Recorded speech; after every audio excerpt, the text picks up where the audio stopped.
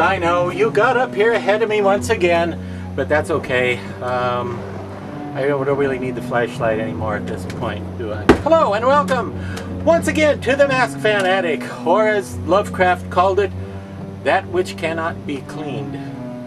Now tonight in the Mask Fan Attic, which as you know is where we look for cool and interesting old Halloween masks and rubber monster masks every week, tonight we have this guy right here called Seemore.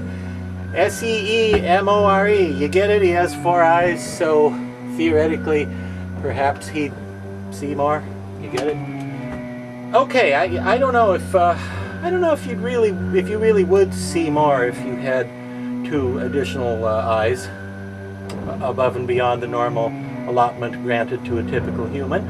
I don't know if you'd really see more if they were directly aligned right above the 2 traditionally placed eyes, you know?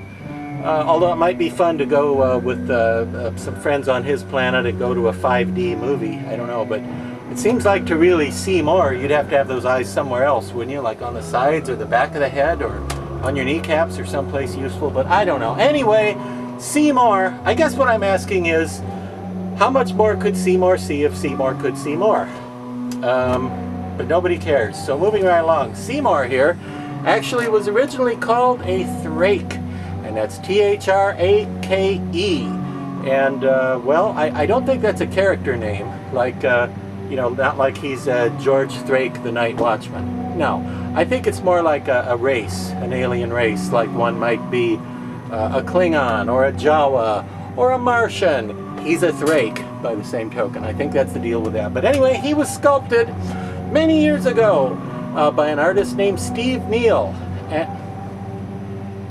Not N-E-A-L. That's Patricia Neal's spelling. Steve Neal is in fact spelled N-E-I-L-L. Steve Neal.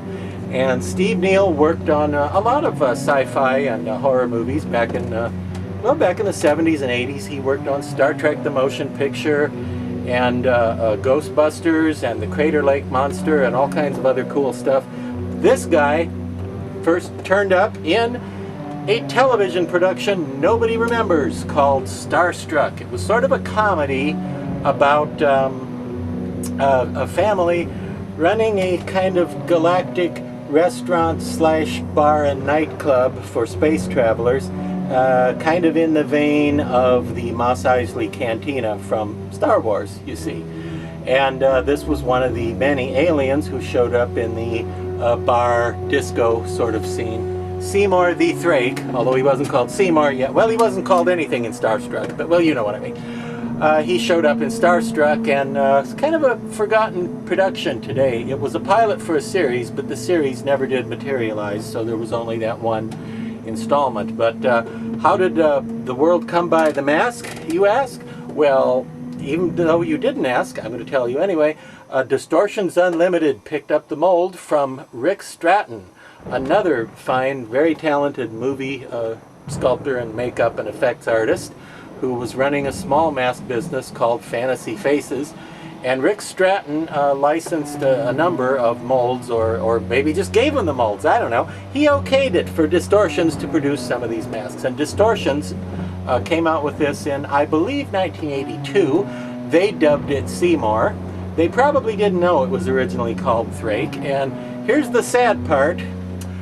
For many, many years, a lot of us thought it was sculpted by Rick Stratton, including me. And I have to admit here, I have to own up to my culpability in that I was one of the people who perpetuated the misinformation that this was sculpted by Rick Stratton. But I thought it was sculpted by Rick Stratton. We all thought, because Steve Neal didn't get mentioned in the Distortions catalogs and promotional materials, it was just part of a series of masks that were basically licensed through and molds provided by Rick Stratton. And I don't think there was any deliberate snubbing of Steve Neal there. At least I certainly hope not.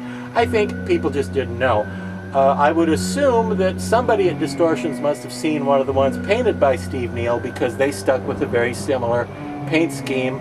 That is, instead of making him just a regular Caucasian flesh, or making him maybe green or purple or something alien looking, they made him this sort of golden brown, kind of a a brown with a little bit of orangey, yellowy colors in it. Now, most of the ones painted by Steve Neill himself had slit pupils, like a snake or a cat eye. I kind of like the distortions pupils better, which is the round eye, or round pupil rather, just because I think it's a little more disorienting for humans who suddenly make eye contact with him and his many eyes.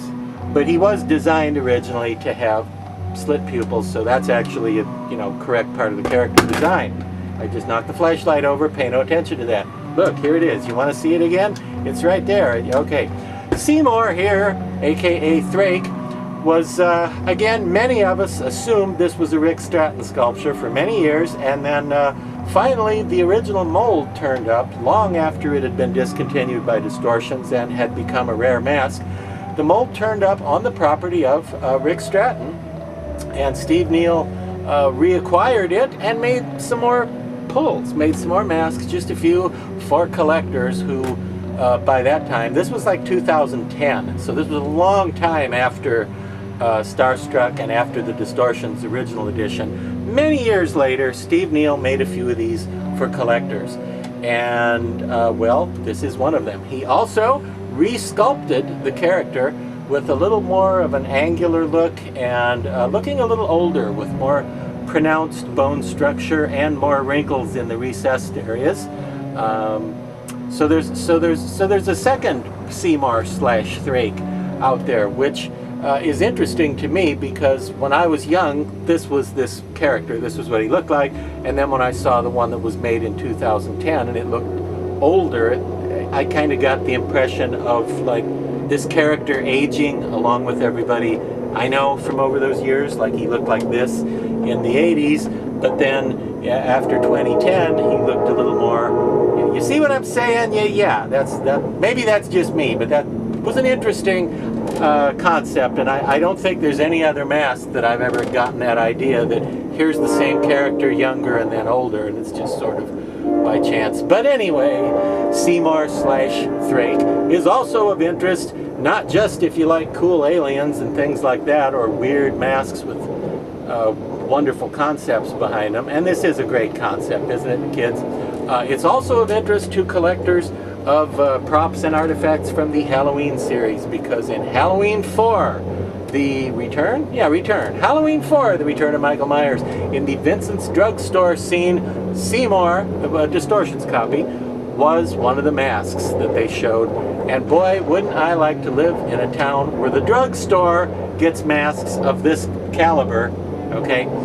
But you do see Seemore. You get a fairly good look at him in a couple of shots right there in the same drugstore that Michael Myers steals his mask from. A little additional trivia there for you, absolutely free of charge here in the Mask Fanatic. And until next time, kids, remember, if life gives you melons, you may be dyslexic.